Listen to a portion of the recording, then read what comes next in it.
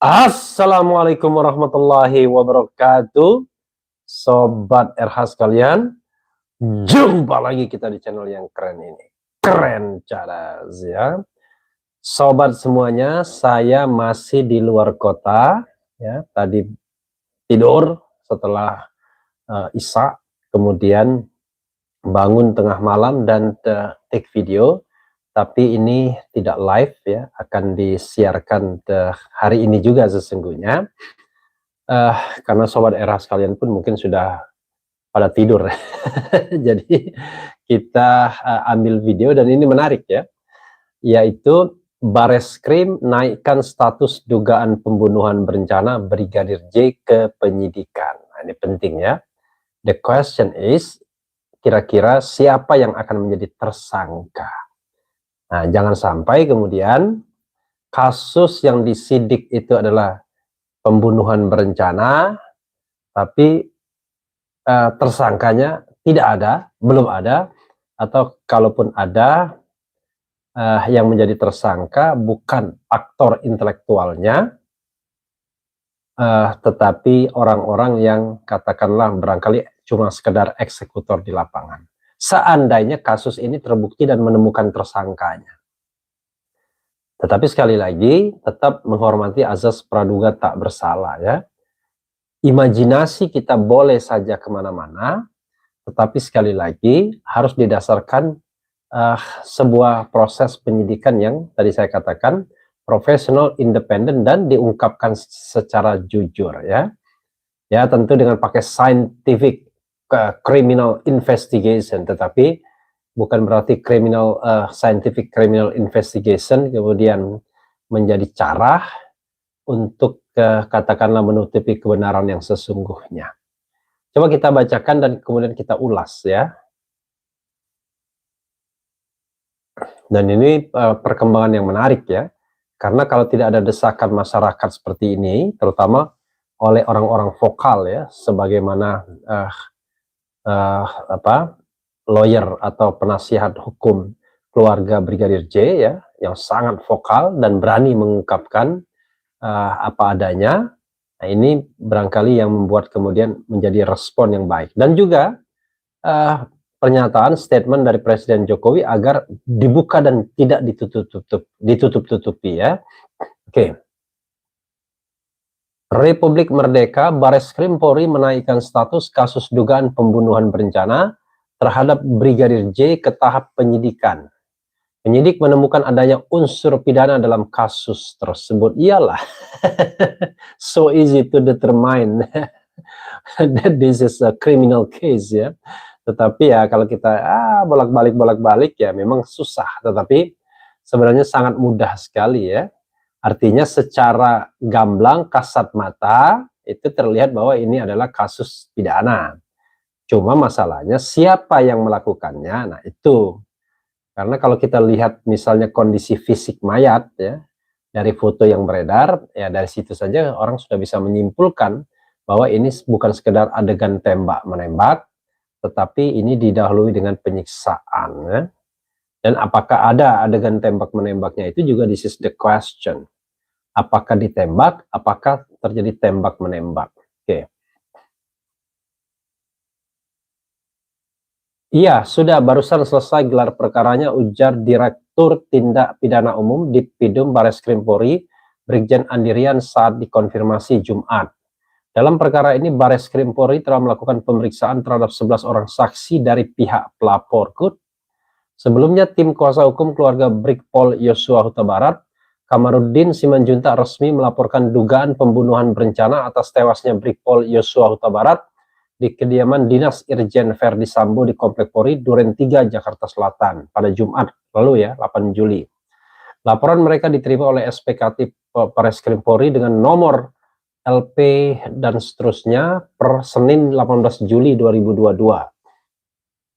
Yang tercantum di sini adalah soal pembunuhan berencana, pembunuhan dan penganiayaan, kata Kamarudin di gedung Bareskrim Polri Jakarta Selatan ya.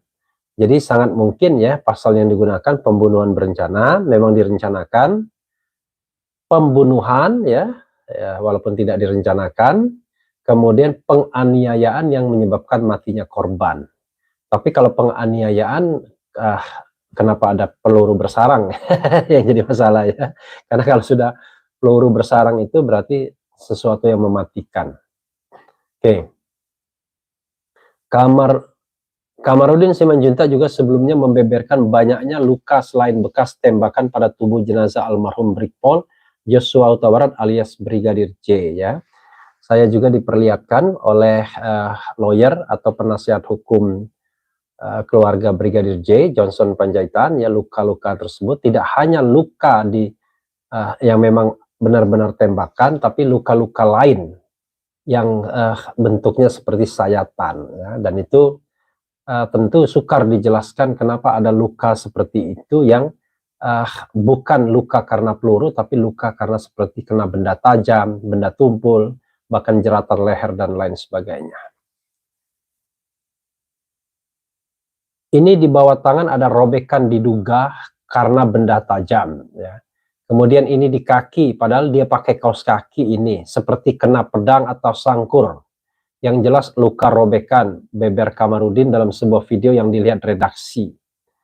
Lalu Kamarudin memperlihatkan adanya luka robek persis di belakang telinga atau di area kepala korban. Lalu lubang telinga Brigpol Joshua bengkak dan rahangnya berpindah, bergeser, ujar Kamarudin. Ya. Sementara pada bagian dagu hingga ke leher korban juga ditemukan luka robek.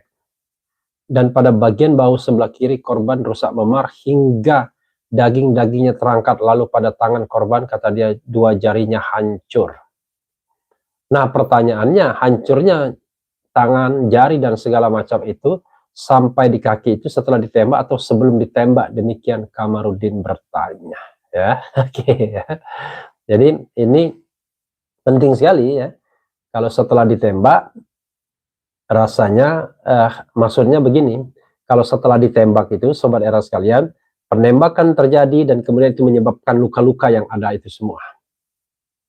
Nah, tetapi kalau sebelum ditembak, kemudian ada penganiayaan terlebih dahulu yang mendahului proses, proses kematian dengan tembakan tersebut. Nah, Sobat Era sekalian, sekali lagi ya, kita patut bersyukur ya for the time being kepada Jenderal Listio Sigit Prabowo, Kapolri, yang mudah-mudahan tidak punya beban apa-apa dalam mengungkap kasus ini sebenar-benarnya.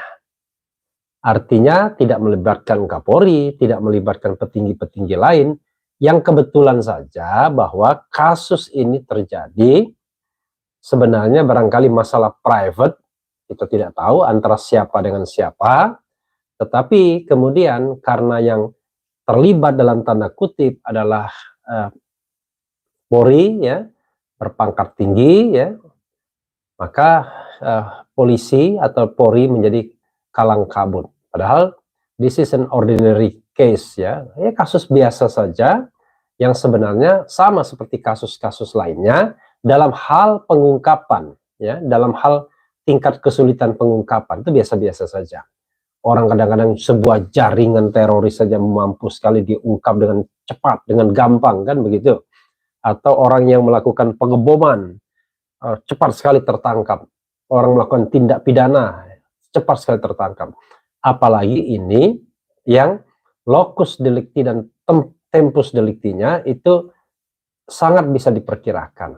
Mengenai tempus delicti, Sobat Era sekalian, yaitu tempat waktu kejadian perkara, itu no dispute, at least no dispute, yaitu Jumat 8 Juli 2022.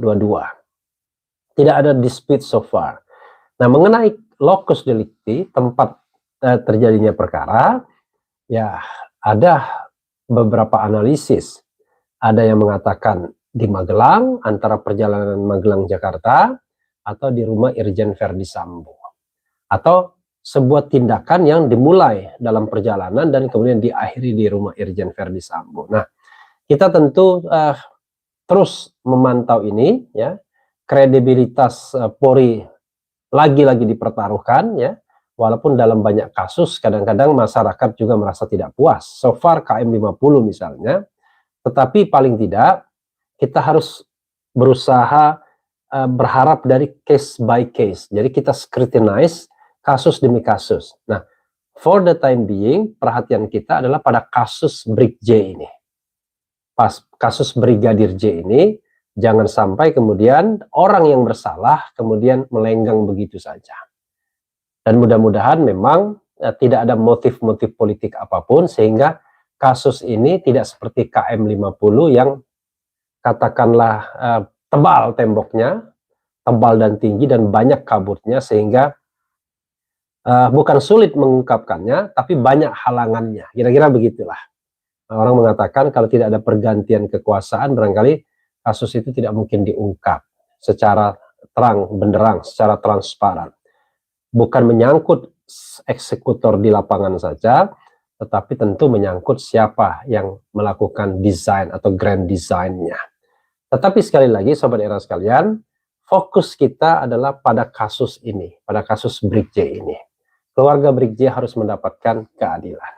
Nah, mudah-mudahan dengan diangkatnya status kasus ini ya dalam proses penyidikan sekarang ini, segera bisa ditemukan tersangkanya. Tentu kita berharap tersangkanya itu adalah ya orang yang diperkirakan menjadi otak dari katakanlah kalau ini adalah pembunuhan berencana, maka tidak mungkin rasanya hanya direncanakan sendiri saja. Ya, pasti beberapa orang terlibat, baik itu inisiatornya, orang yang melakukan, kemudian ikut melakukan, ya, menyuruh melakukan, yang berpartisipasi ya untuk menutupi kejahatannya seperti obstruction of justice dan lain sebagainya. Kita tidak tahu sampai sejauh mana air mengalir dalam kasus ini. Apakah nanti dilokalisir untuk orang-orang tertentu saja, ataukah memang akan diungkap setuntas-tuntasnya? Ya, mudah-mudahan setuntas-tuntasnya. Itu saja, sahabat Era sekalian. Wassalamualaikum warahmatullahi wabarakatuh. Cheers.